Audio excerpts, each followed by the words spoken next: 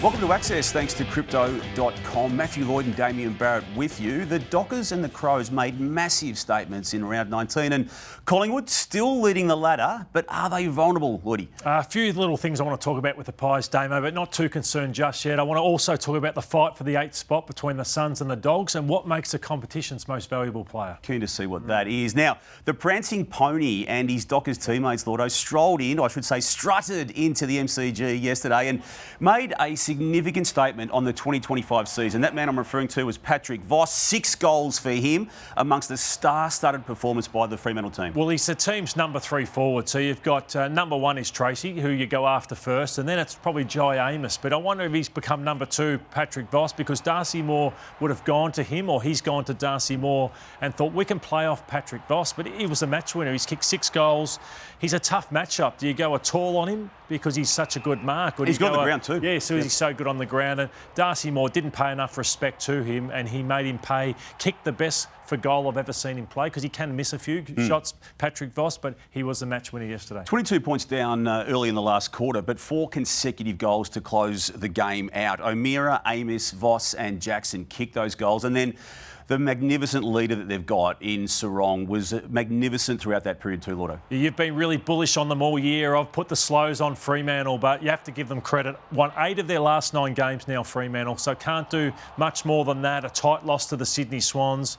Hayden Young, who I know you love, Damo, back into the team. He might be their best player. Yes, what a wild card he is now coming into September. That's a huge win for Fremantle. To beat a side like Collingwood on the road, they can ease the pressure. They've got West Coast this week. So again, another win they should get. But Brayshaw, tough as nails. So just a wonderful, wonderful win. And to do it being 22 points down, they have a lot of belief and trust in their fitness and the way they can finish out games. I think it's great from a perspective of Sean Darcy finally having a body that's allowing him to play with Jackson. We're starting to see what they have always planned for as a footy club in the tandem ruck. Yeah, and Jackson was outstanding and didn't have the biggest of games, but his last quarter was one of the differences as well. Just with Hayden Young, Lloydo, only 4 matches this year, not seen since round 8. A lot of soft tissues injuries. A risk to play him in the AFL without a waffle hit out, and to bring him on just before 3/4 time, and then for him to have the influence that he had. He's an elite talent. Yeah, he missed a few targets, but he also made some big plays as well. And he had an aura about him. He played with so much confidence. I want to ask you, I saw Nathan Fyfe in the rooms after the game. Is he just a backup if someone goes down, you think? Unfortunately, I feel it is, Lord. It's hard to see where he'd fit in with what we've seen of Fyfe in 2025. Would you agree with that? We're not talking about the 2 times Brownlow medal Fyfe. We're talking about the slower Fyfe of 2025. Yes, I think they've moved past him. Yeah. Now, the Pies, there are some cracks, but they have got injuries and they have got unavailability. Their numbers yesterday, Lord, I'm a big believer. The only number that matters is a scoreboard. But if you're a Collingwood coach and a Collingwood official, you probably are not too disheartened by what you're seeing on that screen there. No, and they'd be wrapped with the pressure was the high 35 tackles. I think it's the most ever recorded. So from the intent of Schultz and McCreery and those types, can't get much more. My biggest knock is the key forward stocks, and I love Myercheck, I love Jamie Elliott, but they're getting nothing out of Daniel McStay. So yesterday, 8 disposals, no goals, and Membry was rested. But I still have my doubts on him too. So I think that's the biggest hole they have in their team. A few problems there. Now, that was the match of the round. One that was thought to be potentially was the Gold Coast Suns versus Adelaide. But as Damien Hardwick, coach of the Suns, speaks here in coach speak on Access in round 19, it was a disaster for his team. Every good side I've been a part of gets a kick in the nuts at some stage. Today was our kick in the nuts.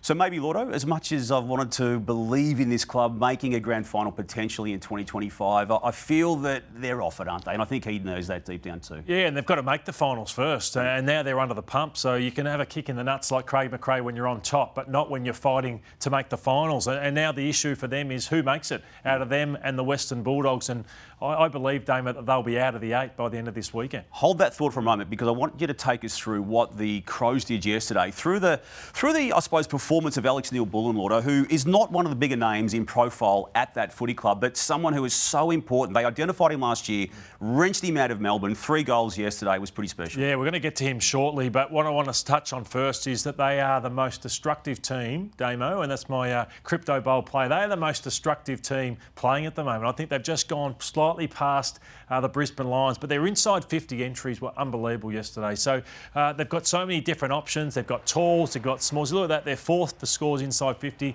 and third for goals inside 50. So their ability to not waste a disposal and go inside forward 50 and find a player. So it works really well. There's been a lot of talk with, can you sustain three big forwards? They don't get in each other's way. No, they don't get in each other's way, and they've got Rankin and the way they use the width of the ground. And look Keys. how high Fogarty gets, so it allows for others like Thilthorpe to have room, and then the man you just touched on, Neal-Bullen, we'll get to shortly. But look at that, Miller just goes short and just starts the ball. So I don't think you're in opposition. You have to man all six forwards of Adelaide. You can't drop off any. So you're just highlighting as well a drilled team as there is in the comp right now. Yeah, and going inside 50 is the hardest kick there is in the game, and they do it better than anyone. And when you talk about people being well drilled, Alex Neal-Bullen is one of those people, Lord. He did it really, really, really well for Melbourne over 8 seasons, and now we get to see what he's doing in another good team in the Crows. Yeah, they're players that coaches just love, and we put him on the agenda last week, so we went a week early, but he went to another level yesterday. Neal-Bullen kicked his 3 goals, got reward for all of his efforts, and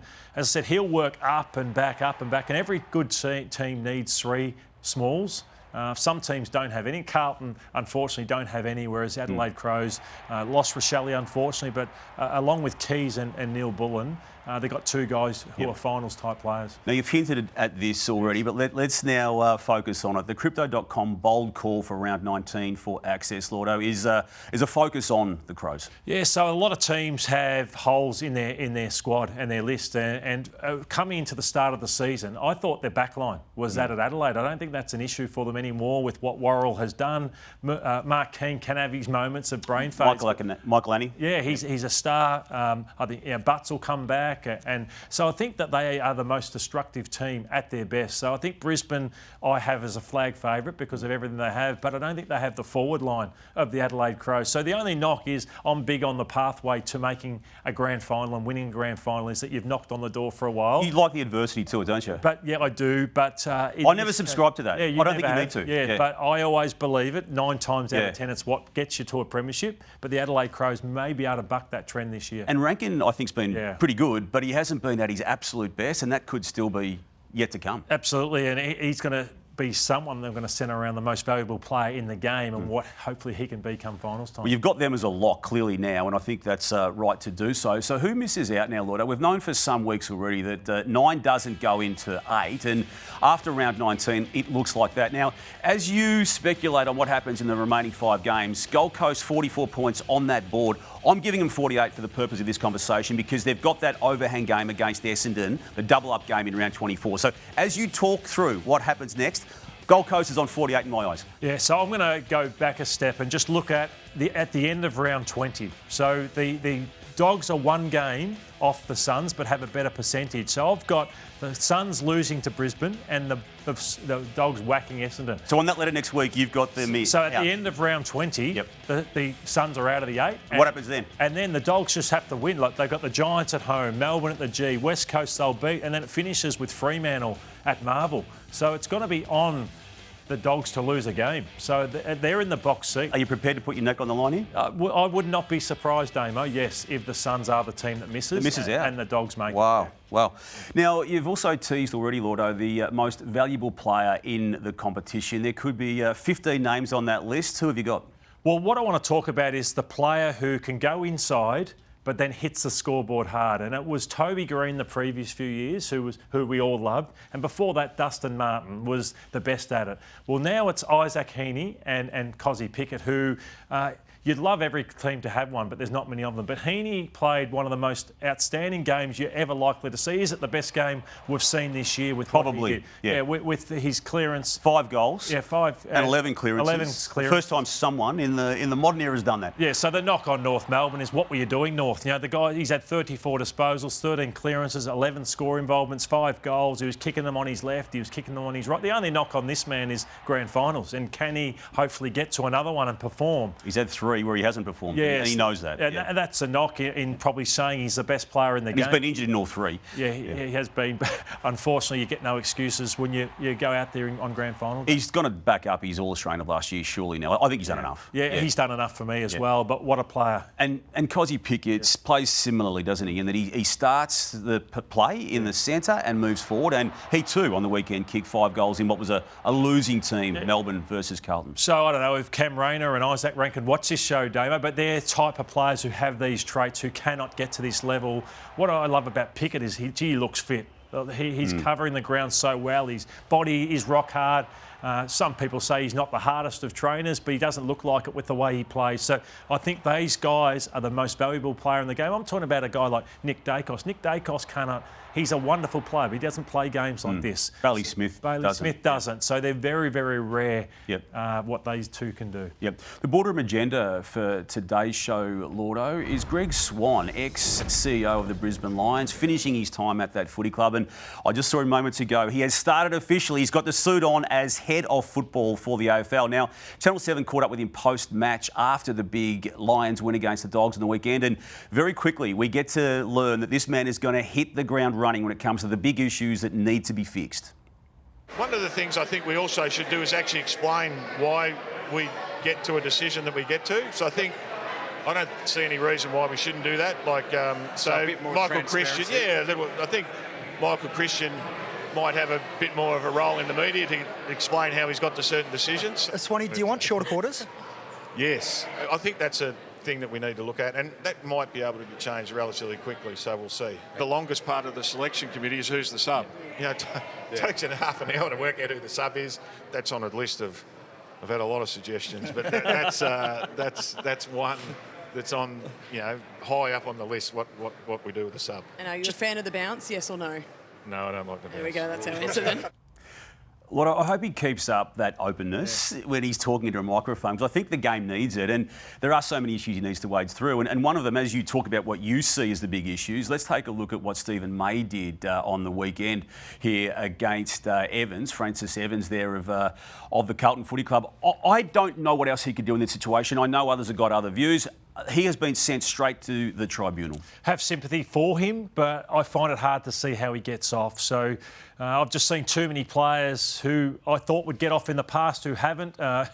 Frankie Evans' teeth went flying. Look at that, the broken nose. So unfortunately, I think Stephen May will miss 3 weeks. 3 weeks at least, yeah. At least, And how Greg Swan deals with the match review office and the tribunal and the appeals tribunal, that will be for a post-season review. But I reckon the quarter length to which he referred to in that interview, that could be something that could be sharpened up as early as this week with I think the delay in game already. Oh, he's going to win so many people over with just the common sense approach. I know Lee Matthews, we all love in the media because he's a common sense approach. They're very close, but getting rid of the sub, getting rid of the bounce, shutting down the minutes of the quarters. I think there's a lot of time to be made. Even some of the fixturing potentially. Yeah. It can sometimes be glossed over, Lordo. I think at what times young players are doing in good teams. I'm referring to Levi Ashcroft, and obviously Will Ashcroft has got 2 completed seasons, and within that you've got a knee reconstruction and a Norm Smith medal. But what that man on screen in his first season is doing is quite extraordinary in isolation of this team, mounting a beautiful case to defend its premiership. Will has 26 and kicks 3 goals, already has a premiership and a Norm Smith, and Levi has added so much to the team. I thought it was his best game at AFL level. He's playing on the wing. It's a new role for him because he's always been an inside midfielder, but he was dominant the other night. And I admire these two because they see the game differently, even from a young age, 15, 16. They've lived like AFL footballers. They're absolute professionals, and it's the reason they've come in and had such an impact straight away, because even the craft, their brains, their mind, the way they work, they're going to be 300-game players, the both of them. They may be, quote, the other brothers, but they're as good as the main brothers, aren't they? Yeah, they do it in a different way. They probably accumulate without doing as much damage at times as the Dacoses, but they're equally as good. Yep. Cats had a big win, and Jeremy Cameron kicked 5 goals for the Cats against the Saints. Lordo, are you slightly concerned about their lack of quality opponent that now rests between them and September? Yeah, they've lost, unfortunately, to the better sides, which has, with the slows on whether they can win this year's premiership. I don't think they can win it. But really? No, I don't think so, with the way they've played against the best. And then they have a run into the finals, which is very, very easy, which that's okay. But Sydney will give them a run there in round 23. I don't think I'll judge them again till round 1. So what they did yesterday, that's what they do. Round 1 of the finals. Round 1 of the finals. Yeah, week 1 of the finals is when I'll look to judge and just see where they're at. I just think they're that seasoned and professional that the opponent doesn't matter. They'll just regroup in that bye period after round 24, to me, to my thinking anyway, and be ready to absolutely go. Now, there were messy conditions. It was a messy game, and some big names stood out for the Hawks in Tasmania on the weekend, Lloyd, against Port Adelaide. And Dylan Moore had his best game, and I think he needed 2, didn't he, just to give himself some, I suppose, re-emerged confidence after coming off an All-Australian of last year. He's been okay this year, but he hasn't been 2024 good. And also, too, as you talk through Dylan Moore, James Sicily had a good game by his standards this year. Yeah, Dylan Moore, it's hard to argue, or some might, but is he Hawthorn's most important player? Many would have said that at the start of the year, rivalling maybe a Newcombe or a James Sicily, but it was good to see him back with 32 disposals and hitting the scoreboard as well. Hard to know what to make of the Giants' big win against Essendon. It should have been a whole lot bigger than the official 48 points it was, but Tom Green's putting together some sort of season there in the midfield, isn't he? He is. He's someone that is built for finals football, 30 disposals, kicked the goal, but 16 clearances, so he was just brutal. He was just too big, too powerful. He was even mic'd up, and what he demands of his teammates and even the way he sort of can intimidate the opposition, they had no answers for him the other night. And then the forward line combination now, Lloyd, is just working beautifully. That man on screen there, Jake Stringer, had another very, very good game of footy. And the fact that he's being able to play in a forward line that on this particular game had Cadman and Green as part of it, Hogan missing with injury, it's a pretty special place for him to be at this stage of his career, to be basically the fourth stringer. Yeah, he looks super fit and he's getting his rewards for it. And I just touched on 2 men who play the game in a certain way in Heeney and Picket. He'll never do that because his body's never allowed him, but gee, he's got a lot of those traits for what the game looks for in a player. We've already learnt a lot out of what we've discussed in round 19, but there's a bit more. There is North Melbourne lacking leadership, so I think their best and senior players don't do enough, and I'm looking at guys like Jai Simpkin and Davies Uniacke, and they're solid, good, solid players, but the leadership, I think, is a long, long way off other players at the top end. St Kilda, unfortunately, same old story, just not good enough, lack class, beaten up early. Have won just 2 of 14 now. Yeah, by Geelong. And West Coast, if they hadn't hit it, well, the weekend against Richmond was rock bottom. Might well be. Tim Taranto, I think he's going to win another best and fairest, isn't he, at the Tigers? He's been outstanding this year and was brilliant again on the weekend. Ashton Moyes, 4 goals for the Blues against Melbourne. Let's see what he can do and let him play. And Vossi's starting to do that. Showdown. Now, Port Adelaide, have they got one shot to fire in 2025, Lloyd? They might. And if they do, it could be this weekend to bring down your Crows. And the fixture failure, we're going to see Essendon at 4 more times in the remaining 5 games in prime time slots. It's a mess and it's something they can't fix. Now, tipping, I nearly pulled off a 9, Lordo. I went for West Coast against Richmond, but I'm coming for you, and I'm also coming for fish. You've reined in 4 on me in 2 weeks, so you are a good tipper normally, but you're coming hot at the right time of the year. I was happy with my Freo Dockers tip. Now, 25 years it's been since this magnificent stadium that we are operating underneath right now, Lotto, Marvel Stadium. We're going to celebrate this week, and afl.com.au will be bringing the big moments over those 25 years. And you helped launch this stadium, Lordo, when the Bombers went there way back in 2000, and not surprisingly, you were happy to get your kit off to celebrate it. And front and centre as well. Have a look at you. Those were the days, mate. Are you going to finish this show in similar guys? I'm not in that nick anymore, so no. So it'll be on afl.com.au. Thanks for watching. Access for crypto.com. We'll be back next Monday to wrap up round 20.